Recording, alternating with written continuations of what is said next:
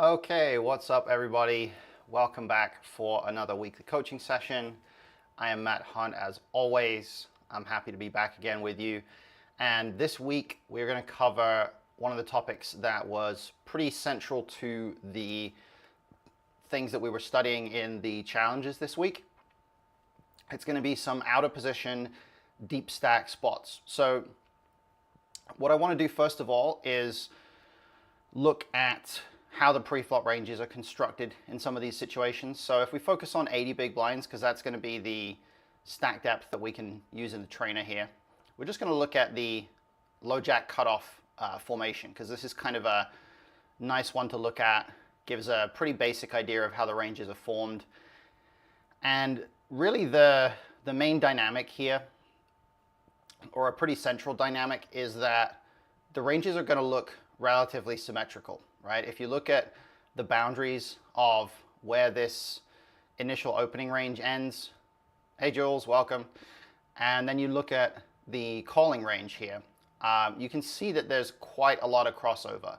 They almost end at pretty similar places, right? King 7 suited, King 5 suited, Queen 8 and Jack 8 are in there in the opening range. Opening range is a little bit wider, but for the most part, these are relatively similar ranges, and the player in position just has to do quite a lot of mixing with a lot of hands pre-flop here. So we're going to take note of that, and we're going to kind of pay attention to the fact that the asymmetry that exists with the pre-flop raiser having kings plus an ace king and the pre-flop caller not having them, that's going to certainly have a pretty big bearing on strategy in certain spots. If you guys can just let me know that you're hearing me okay, that would be great, just because I have a new lapel mic that I'm using for my audio, and I want to make sure that that's working well. So hopefully you guys are hearing me. If there's no audio coming through, let me know and I will fix it. But for now, let's dive in and let's create some trainer exercises. Let's create a trainer drill like I've been getting you guys to do all week in the Discord. What we're going to do is just go straight to 80 big blinds. Audio's all good. Thank you very much, Jules. Appreciate it. We're going to have a post-flop sim. Thank you, Big Des. Appreciate it. We're going to go 80 big blinds. We're going to go low jack, cut off, and then we're going to go single raise pot. Now, we're not going to play for both selected positions. We're not going to look at specific boards or anything just yet. We're just going to see what spots come up, and we're going to talk through some of the dynamics here. So this first one, we have a board of ace jack 5, pocket eights. The simple game tree that we have here is going to make things quite nice. It's going to make things quite easy to sort of at least discuss, just based on the fact that, you know, we have a couple of different types of board textures here. We have boards that are for small bets, boards that are for bigger bets. I think in this spot, the way we want to look at a board like this is that there's always going to be, on a 2 Broadway board, there's going to be a lot of those pocket pairs that the caller is going to have here that are in a bit weaker shape.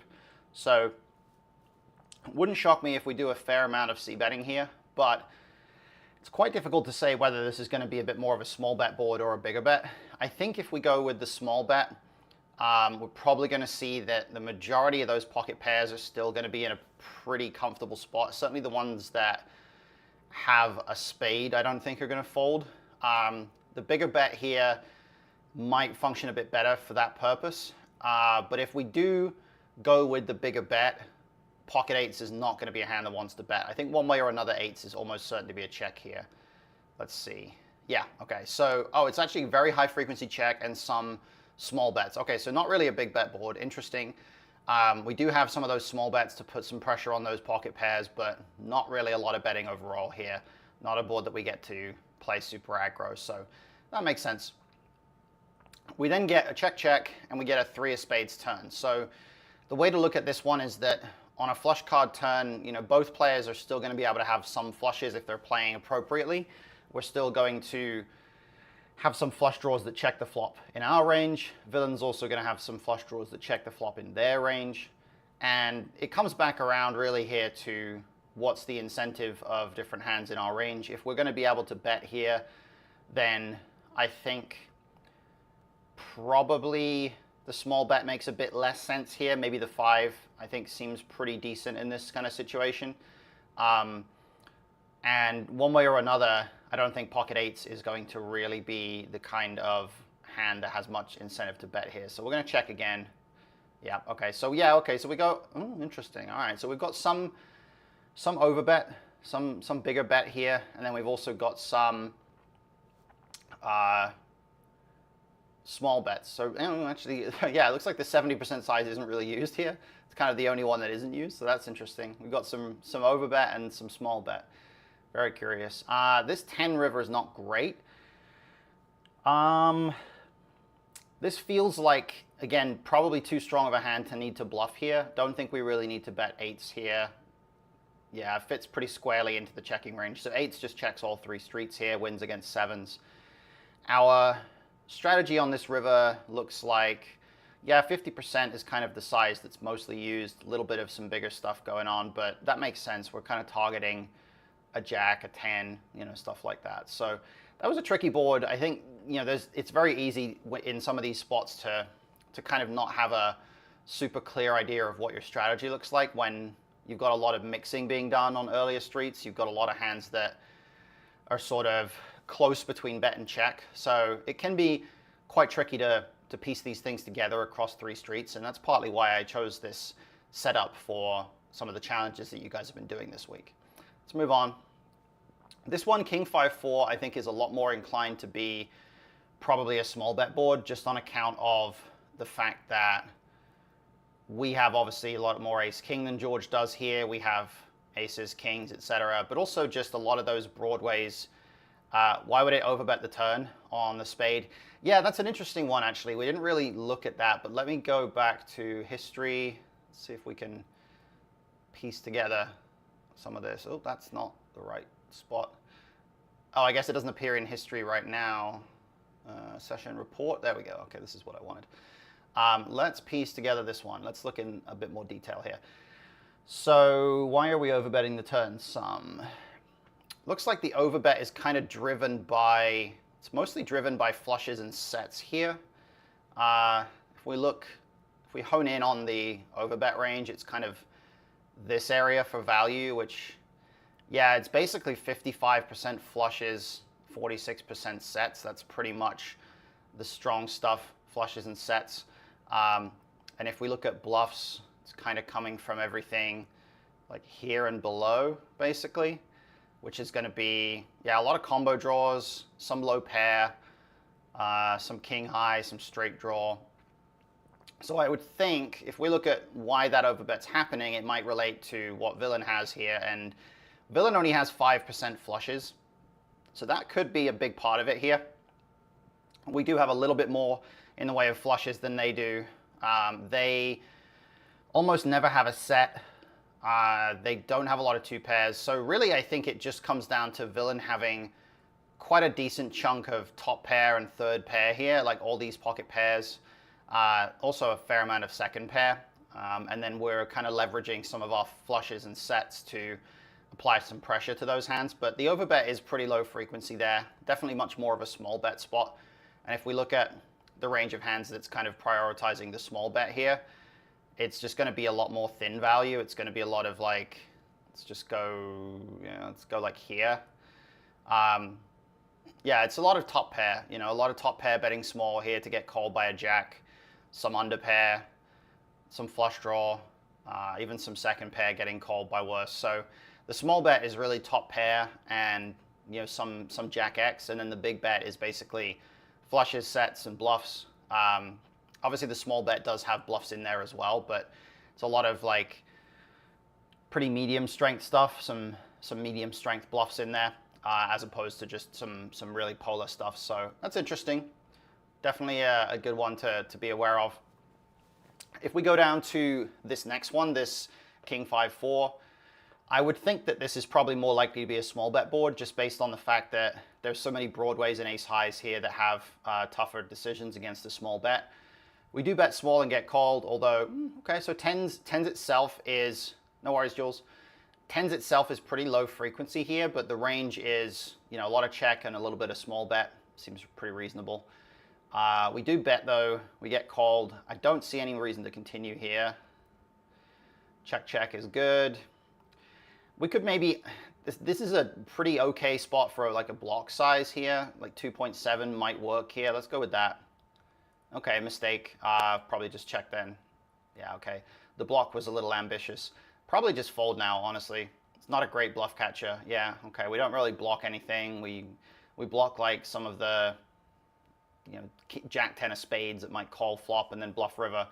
So yeah, so I feel okay about that one, but maybe a little bit too eager to bet the flop there, perhaps. So this next one, Jack 5-3, this is kind of interesting because this is a board where villain can have all three sets.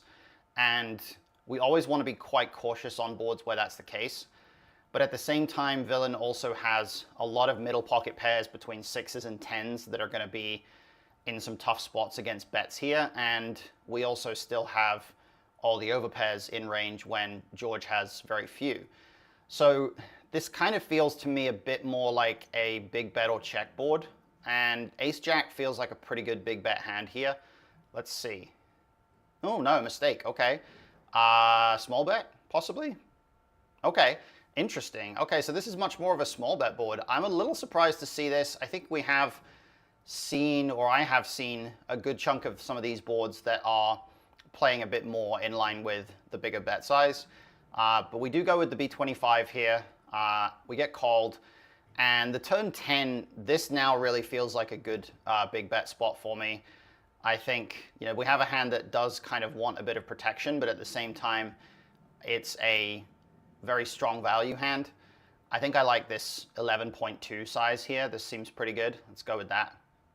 Yep, that's a good size. Okay. So yeah, range-wise, oh wow, that's an interesting turn card. Range-wise, we have 3 different sizes here on the turn. This is a crazy one.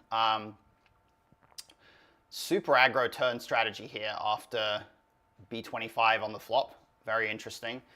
We have, if we look primarily at, we can do this again, like I really like doing this with the range map. You can just look at kind of where the value range begins.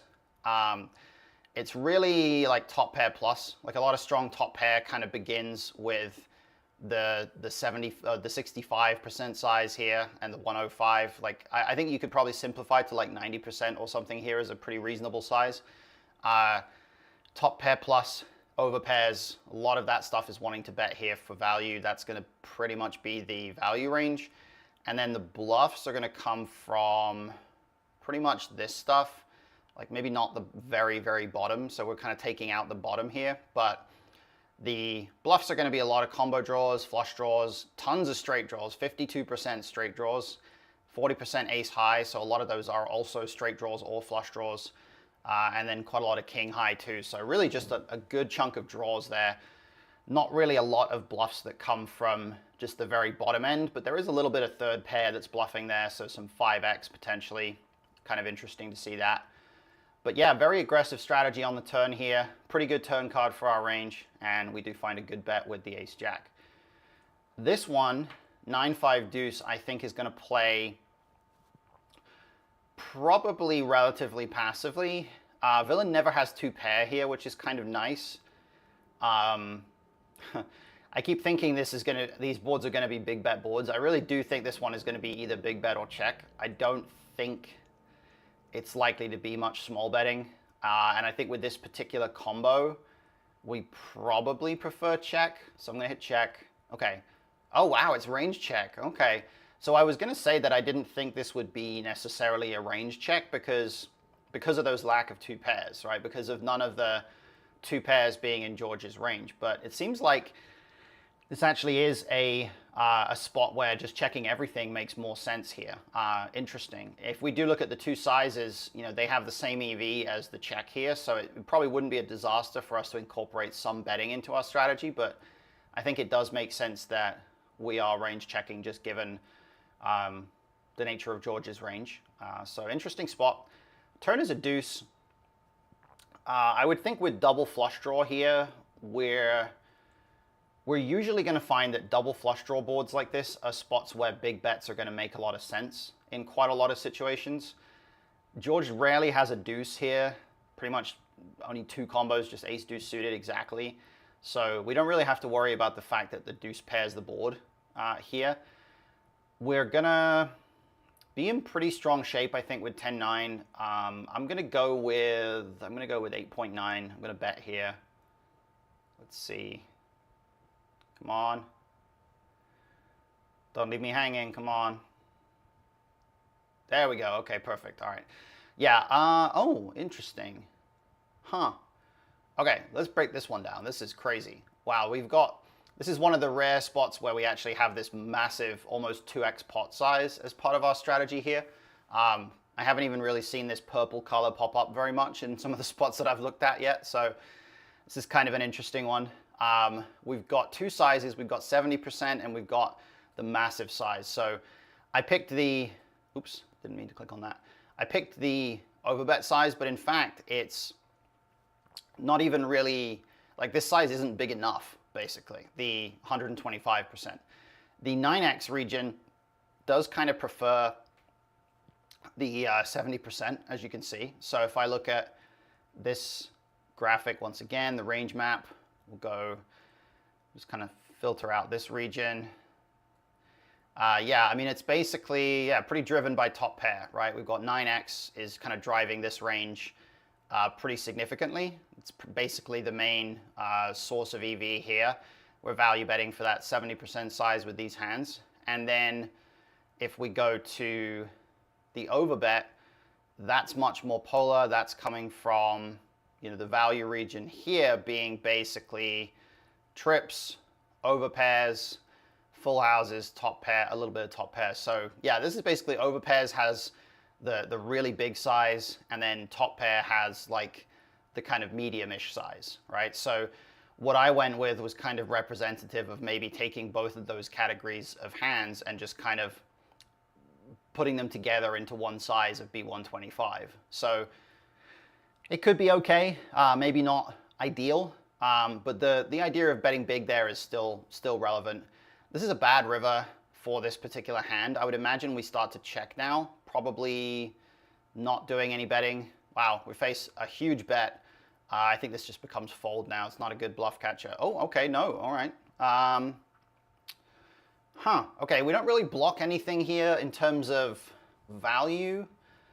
I guess we block like nines full, but that's not really a major consideration. I mean, if we can't fold, it has to just be a call. Like, it can't really be a jam. Yeah, I mean, it's tiny frequency of bluff shove.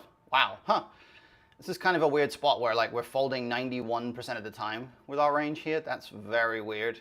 This must be like a very low frequency line here, because it's just not really plausible for there to be a line where we arrive here and we fold 91% of our range.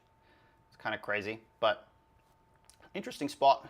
And we did see there that dynamic of having two pretty distinct value bet ranges on the turn there after it goes check, which was quite interesting. This one, ace 7-4, these boards are gonna actually be a little bit less good for us here than what they seem in a lot of cases, simply because villain can still have both of the sets of 4s and 7s. They can have some ace 7 suited, some ace 4 suited. They have a lot of top pair. They have a lot of broadways that make backdoors and front door flush draws. I think this is not likely to be a particularly high frequency bet board, but certainly I would imagine Queen Jack is not a hand that has any real reason to bet here, so we're just going to check this one. Goes check. Yeah, I mean, this is low frequency small bet, so definitely a very passive, very kind of a cautious board for us here at this kind of depth. The Queen Jack on this particular turn, again, you know, we now have no real equity to improve, no real blockers or anything like that. I don't think we're going to need to bluff here with this hand.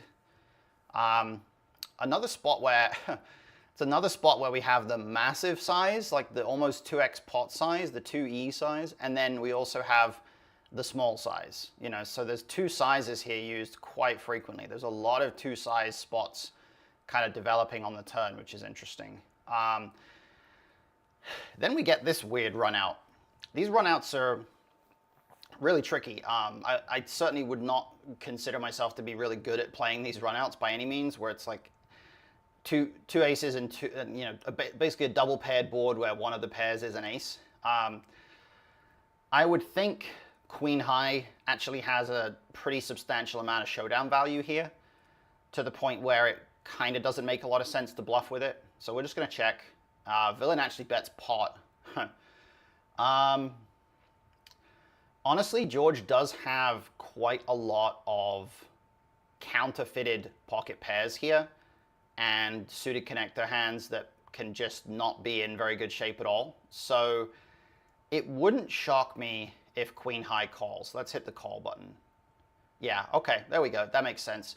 We actually kind of have to call a lot of queen high here if we look at the fundamentals of this scenario. We have only 43% of our range as king high, and we're calling with a lot of that. But in fact, we are doing quite a good chunk of calling with queen high and even jack high as well here. So just having two Broadway cards that has some high card value here and unblocks a lot of those pocket pairs is quite important. If we look at villain's strategy, you can see obviously they have a trivial value bet with any ace, and they're checking back a lot of their high cards that have some kind of an element of showdown value there. But if you look at the bottom part of their range and their bluffs, go all the way down here, all those low pocket pairs, except for sixes, which doesn't bluff, these pocket pairs are basically just always bluffing. Same with 5-4, always bluffing. Surprise queen jack calls more than queen 8. Yeah, let's go back to our strategy here. That's got to be just a card removal thing. Queen jack having the jack kicker. Yeah, I'm trying to see if villain has any 8x hands that they're bluffing with here. Not really. They are betting pocket aces. Oh, sorry, pocket eights a tiny amount here, which is going to be like super thin value, I think. I think what's probably going to be the bigger determining factor here is having queen jack actually blocks pocket jacks, and pocket jacks is a reasonably substantial value hand here. Like they're actually betting pocket jacks for value quite often. So having queen jack is going to be blocking that portion of range. That's probably what's driving that right there. Oh, sure, yeah. No worries, Ava. Thank you for the suggestion. I will do that. Let's do this right there. Let's also get rid of that. Let's put that right there. Okay. So hopefully that looks better, or hopefully that is going to make this a little easier to see. I'm also going to make it just a little bit smaller so it doesn't cover that grid with the bet sizes on it right there. Hopefully that's good. Thank you for the suggestion. I forgot that I was covering the range map. I do a lot of work with the range map, so I probably shouldn't cover it in future. I should probably have my face on the top right by default. Thank you for the suggestion. So let's move on and do some more stuff. Let's do some more hands. Next hand, no worries. Thank you for the suggestion. This is a little bit more inclined to probably be a small bet board, I would think, just because there's a lot of underpairs in George's range. I think people are kind of prone to assume that these connected boards are not that good for our range. But when they're connected and they're high cards, they're actually pretty good. I'm going to go small bet. Let's see what happens. Yeah, okay, this is basically range bet. Yeah, okay, so I was kind of on point with this one, or at least pretty accurate with this one, that these connected high card boards, we just have so much equity in so many instances here that this actually becomes basically range bet small. And then we get raised. So this kind of sucks. This is definitely not a great spot to be in, getting raised on this board. We have a lot of hands that have a very awkward spot now. I do think queen 8 has to continue because obviously we have that extra little bit of equity in the form of the straight draw, plus we also just have top pair. But there's no reason to re-raise, so we're just going to call. We do have some re-raises though. We have some king jack, obviously. We have a little bit of some other stuff that's actually kind of clicking it back to 15 here, which is kind of interesting. But we don't re-raise this hand. Turn is an ace. Doesn't actually change the board that much because all it really does is improve ace-queen even further. It does improve ace-king and ace-jack, which is kind of meaningful. King-jack was already there. King-jack already had the straight, so that isn't going to matter a ton. I don't expect we're going to have any donking here. We're just going to check, I think. Yeah, no donk bets here. Now villain bets 19.1. This is... This sucks. I don't think we can continue here because our 8 is a lot less live now. And our queen as a bluff catcher is quite bad. We also block some of the bluffs that are in the range. We block the 8, which is not ideal. So I think we just fold. And yep, fold, pure fold here. We do have a couple of jams with queens and some king-jack here. A little bit of pocket kings as a bluff, which is kind of interesting. But we mostly just play a lot of call here. Interestingly, take a look at what some of our 2 pairs are doing here, right? We actually fold 2 pair sometimes here. Queen 9, 10, 9. They're not ideal to call here. So this is a really important aspect of this spot, that our sort of bluff catching region here is not just 1 pair, but it's actually going to include some of our weaker 2 pairs like the queen 9 and the 10, 9 as well. Top pair, ace X, you know, ace king, ace jack, those hands are pretty indifferent here. They do have that additional equity, but you know, they're not in fantastic shape against a lot of the value. So we're really just facing a value range here that is pretty restricted to a lot of sets and better. So if you look at the range map here, which you guys can now see a lot better, it's, as you can see, it's mostly sets and straights here, right? The value range when they bet the turn doesn't really include a lot of 2 pair from villain here. We aren't really in a position where 2 pair is going to be able to bet this turn that frequently. A lot of their 2 pairs have to check back on this turn. So our 2 pair isn't in fantastic shape, and it's quite important to remember that. So that was an interesting one. Pretty good board to look at. Queen 10, 7 this time. Now this is one where I would expect to see probably a bit more big betting. Will it be big betting? I don't know. It's not that different from the Queen 10, 9 that we just saw, except for the fact that the straight isn't already getting there. I think I feel inclined to have big bet and check here. I feel like pocket aces is a decent hand to check, so we're going to check it. And let's see.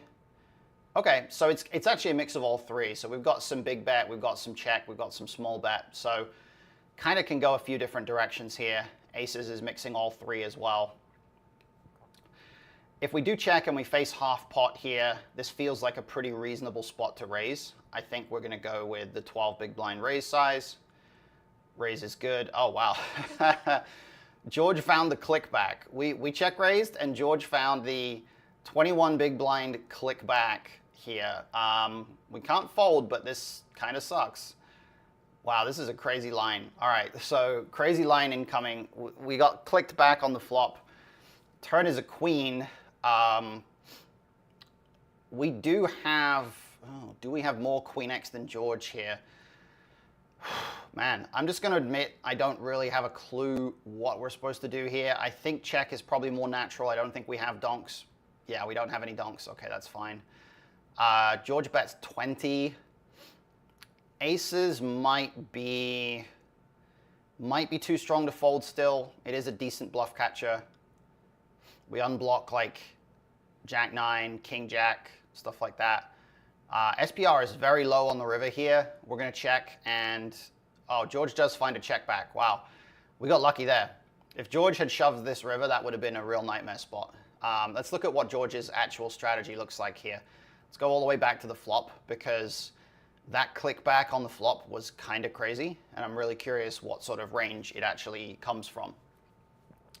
So George finds the click back, and the value range is really narrow. Look at it. It's like basically this, like this top end. It's pretty much sets and 2 pairs and a little bit of ace queen, king queen. So really narrow click back range for value. And then the bluffs are like just kind of scattered all over the range here. Super low frequency. with a bunch of stuff, so can't even really attribute the bluffs very easily there. When we continue against that click back, we actually fold. Yeah, this is where it gets really tricky. Like, we actually fold king queen and queen jack quite a bit here, because king queen and queen jack have so many blockers to the bluffs that George is going to have. We don't fold pocket aces. We actually jam sometimes, which is kind of surprising. We continue with a lot of ace king, some ace jack, a lot of 9-8 obviously, sets, you know, a lot of stuff that just kind of makes logical sense, but very crazy spot. Not one that I really thought was likely to be, well, it's certainly not an easy one to play in practice, that's for sure. So glad that we managed to navigate that one without George stacking us. 10-9-4. Okay, this is a board that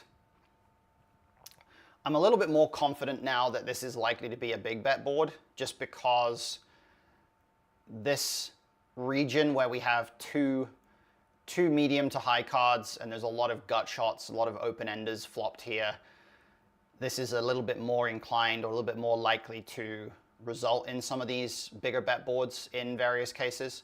Let's hit check, because I don't think this hand is going to want to bet. No, okay, wow, it's a small bet board. Wow, okay.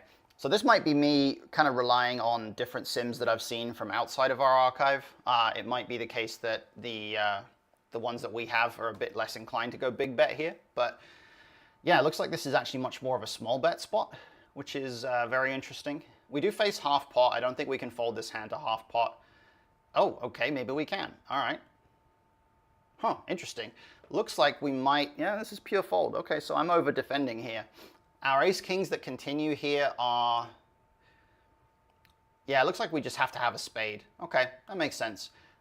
We don't continue ace king without a spade. I thought we might just be strong enough to continue without one, but yeah, looks like we're not.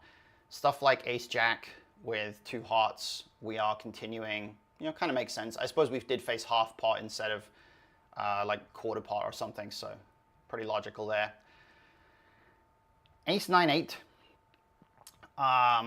This one is one I would expect to see quite a high frequency of checking on, and I don't think king 10 of clubs is ever going to bet here.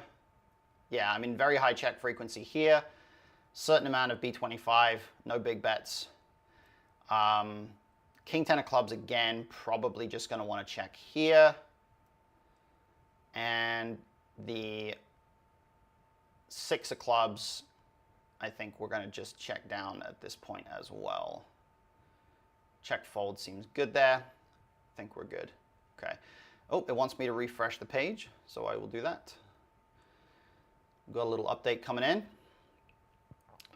Queen, Queen 7, I would expect this to be a reasonably good small bet board. We do see quite a bit of, or a surprising amount of big bet on some of these small bet, on some of these paired boards in various circumstances here. So in that sense, we, you know, we don't, like, paired boards play a bit differently to what they do against the big blind in a lot of cases. I'm going to hit the small bet button though. Yeah, okay. So yeah, we have a little bit of big bet, kind of a mix of all three here, I guess. With eights, we bet small and then we get called. I don't think we really have any reason to bet again here. We're going to check. Yeah. Hey, this is not ideal. We face a pretty large-ish bet. Feel like, this feels like a fold, honestly. Like, we block some bluffs. It's not going to really have any ability to improve. Oh, no, kind of mistake to fold. Okay, so maybe we go call. Yeah, okay. Looks like it's just about strong enough to call with eights here. Check. And we face a bet. Now we have to fold, surely. Yeah, okay, so now it's a fold.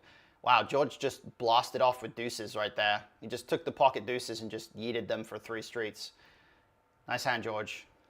Let's move on. Ace 8-5, we flop middle pair. This is going to be one where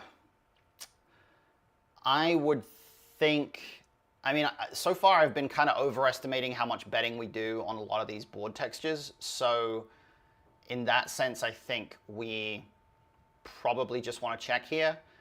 I've been a bit too inclined to say, oh, this is a bigger bet board. Yeah, I mean, a lot of checking, 27% bet frequency. We do face big bet. We face 6.5 into 7.1. I don't think we can just fold an 8 here, but this is not an ideal spot by any means. Oh, it looks like we do fold an 8 sometimes. Wow, King 8 is like just immediately a bluff catcher here.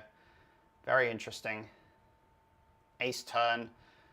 Good spot to check. Goes check, check. Probably checking river. Not really a lot of merit to blocking here. Okay, we win against pocket sevens. Yeah, not really any block betting going on there, but certainly an interesting one. Okay, 7-4 deuce. I'm inclined to think this is probably a little bit closer to the range check side of the equation, just because we saw 9-5 deuce earlier being a range check, essentially. And I think a lot of this board texture is going to really come down to the fact that villain possesses all 3 sets, and we don't, because we don't have deuces. We do have 4s, I think, in range here, but yeah, let's actually check that. Let's just click on us. We do have 4s, we don't have deuces. George has all pairs, so yeah, he does have more sets than we do here. I think we're probably going to go check. Yeah, basically range check. Seems good. Definitely check calling ace-king here against half pot. Turn is a 4. Oh, wow, it looks like it actually likes raising a little bit with ace-king. That's a little surprising, but interesting. We're going to check here as well. Goes check, check. River is a 7. Do we value bet here? I don't think we do, just because it's quite hard to imagine George having enough like king high and worse that actually calls in this spot. I expect we probably just check call a lot of the time here. Yeah, okay, it goes check, check. So we don't end up facing a bet. But if we look at our strategy on this river as the out of position player, I would suspect we're doing a lot of, let's see. Yeah, so I would suspect we are value betting. Yeah, I mean, we're value betting like kind of a range that begins about here, basically. So we've got pretty much 5s plus, like any pocket pair that beats ace high here, we're value betting that at a pretty good frequency. What's notable as well, though, is that we are actually checking both pocket aces and ace 7. Now, I'm tempted to kind of leave that one to you guys to try to figure it out. Yeah, let's do that. Tell me in the chat, what do you think is the reason why we are betting a lot of those pocket pairs except for aces? And why are we betting every 7 except for ace 7 and every 4 except for ace 4 as well? Why when we have an ace do we check here? Try to think about that one, and if any of you guys have an answer or a comment, drop it in the chat. Let's see. Let's carry on. This time we've got queen 10-10. This again, like, I think it's, we are going to see some bigger bets on paired boards, but it's usually going to be the lower paired boards to protect the checking range so we can call a jam. It's partially that, but think about why having an ace specifically is better for checking as opposed to any other strong hand.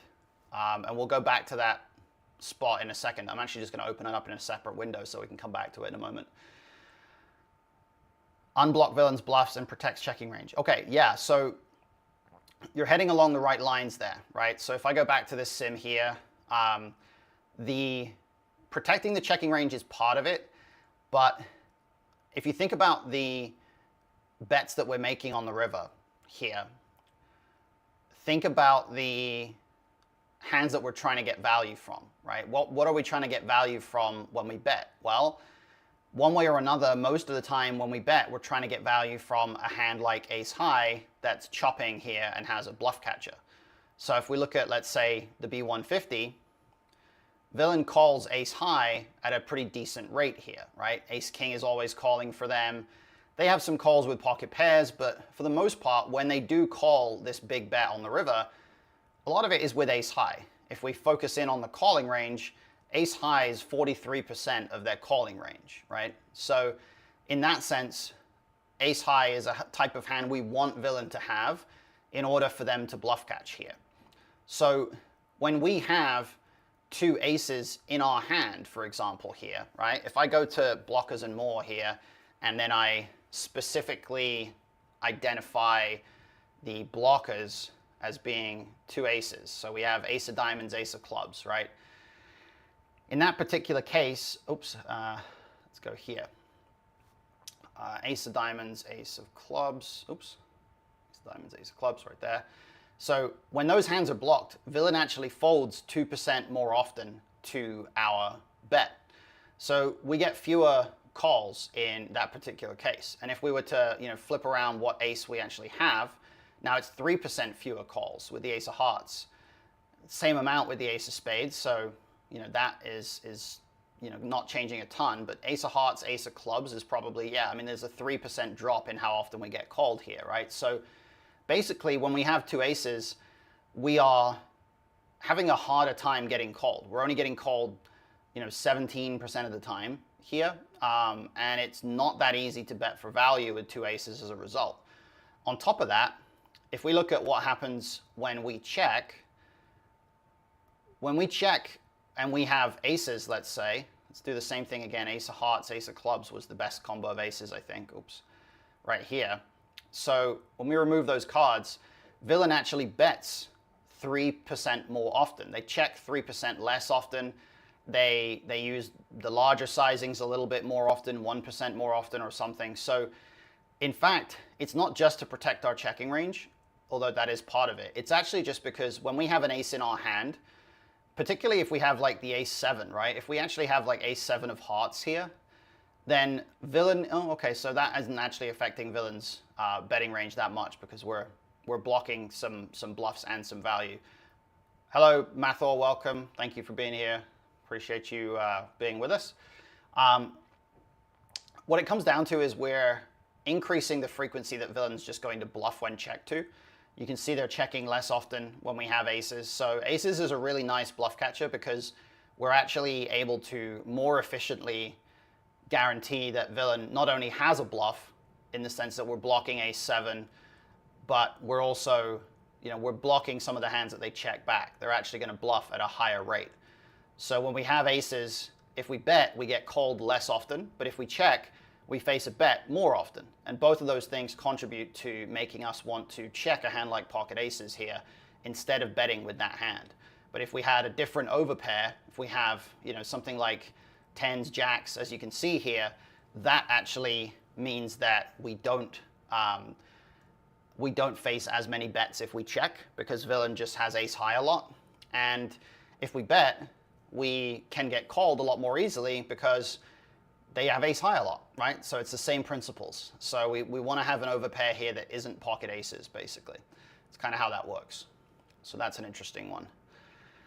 So we're going to do a few more hands. Like I said, we're going to keep these coaching sessions a bit shorter going forward because the 90 minutes was a bit taxing for everybody. And in this spot, we're going to have queen 10, 10. I think we're going to bet small. I think this is a decent small bet board. Yeah, okay. So, two Broadways here, like pretty dense to that Broadway region. It's going to be reasonable for us to bet small on. 7 turn doesn't really change anything, kind of a brick. I would think that a lot of our continues here are going to be hands that have a spade. But it wouldn't shock me if we do actually bet like the 70% size here and we just bet some of these straight draws. Yeah, okay, so that's pretty good. We're not going as polar here. We're not going with that big overbet or anything because we're really just targeting those underpairs, I think. And then river ace of spades. Well, it's pretty tough to find bluffs on this river if we don't bluff this hand. So I think we probably have to bluff this hand, and I think we just have to go with a size that makes sense to put a queen in a tough spot. And I think that's going to be either the 12 or the 18. I'm going to go 12. Yeah, okay, very reasonable. In fact, we actually go smaller quite a bit here. A little bit of bigger bet, but we like the smaller size. We're betting an ace here quite often. We're betting like ace king if we get here with that. And we're just trying to put a queen in an awkward spot right there. So that seems pretty good. Queen 7-5. This is another one where villain can have both sets. In fact, villain can actually have some frequency of queens pre-flop. If you look right there, pocket queens is in that range for George there. So I think we probably check a lot. Certainly, I think we check this hand. Yeah, okay, high frequency check. Yeah, seems good. Okay. We face a small bet. Just going to call here. Can't really fold this hand. Turn ace is pretty good. Check. Goes check, check. Okay. River 7 is... It's pretty good. I mean, George doesn't have a 7 that often here.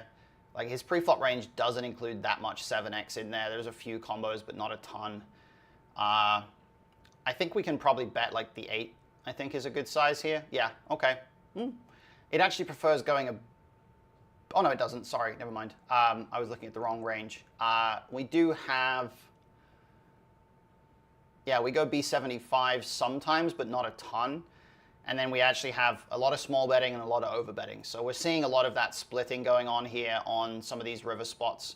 Definitely seems to be coming up relatively frequently. That is one that we can kind of look out for. It's certainly a strategy that does pop up. We've got a value range that's, as you can see right here, for the top end. For the over bet, we're basically looking at trips plus. A little bit of top pair as well. Ace king is going to be in there in that overbet range, which is kind of interesting.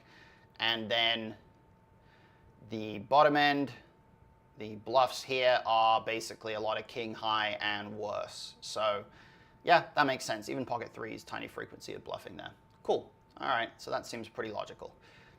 Let's go through, let's do 2 more hands here.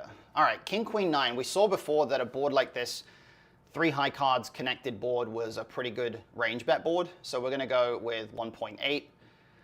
And George is going to continue. Yeah, range bet 100% small seems good. This doesn't feel like a turn card that we can bet again with this hand. I think it feels, because it's a brick, I think it's likely to be a very polar strategy for us. Probably the 11 or the 15 here. And as a result, I think this hand wants to check. Yeah, okay, it's not the polar size necessarily. It looks like it's more like the 65%. Interesting. Goes check, check, and we river trips. This now feels like a spot where we can bet quite big.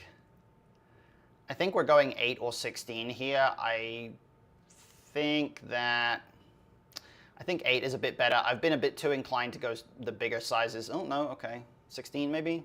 Yeah, okay, so we can actually go 16 here. Interesting. I was hedging too much. I'd gone with the bigger bets so often in the earlier spots today that I thought this was going to be a smaller size, but in fact this is a pretty good big size spot, especially with a king that has a low card kicker like king 6 through king 5. We unblock all the queen X that calls here, so that's kind of a nice spot there. All right, let's go through one more. Ooh, queen 7-6.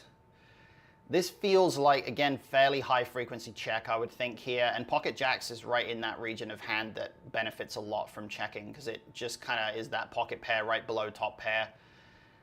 Ooh, interesting. So this is actually a big bet or check spot, kind of surprised, but it's our first spot that we've seen that actually does fit that big bet remit here. Pretty interesting.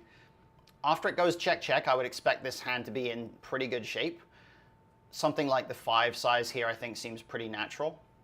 We do bet, and George just folds pocket 4s. So we take that one down.